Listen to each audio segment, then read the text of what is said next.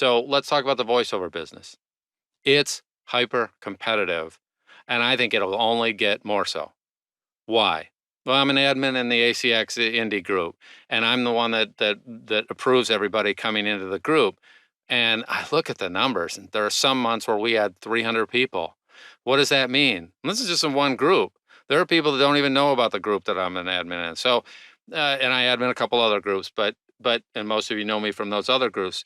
But here's the point: the numbers today compared to say 2 years ago, the number of people getting in it's going through the roof, and it continues to increase. The rate of increase is going up.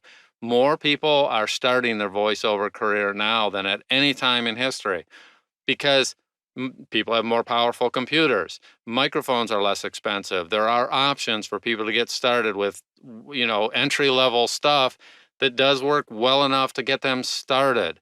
So now if you've been around for a couple of years, you're going to have a competitor that you didn't have before. And at first, their performance may just be okay.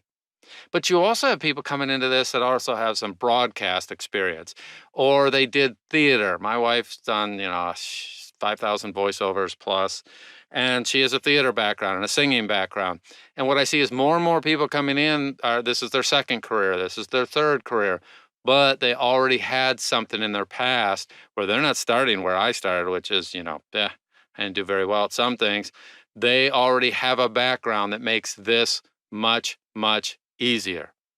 So that means you and I are going to be on a constant improvement program.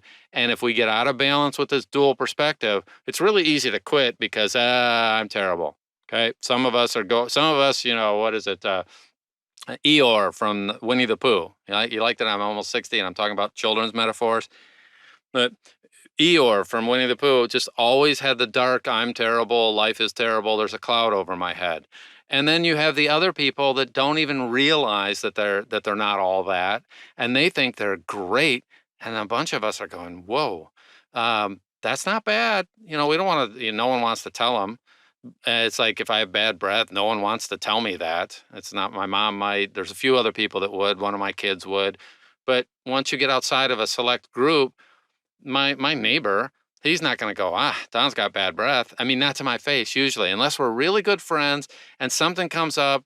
I mean, they may hint at it, give me some gum or some things like that, but people just don't tell us our weaknesses.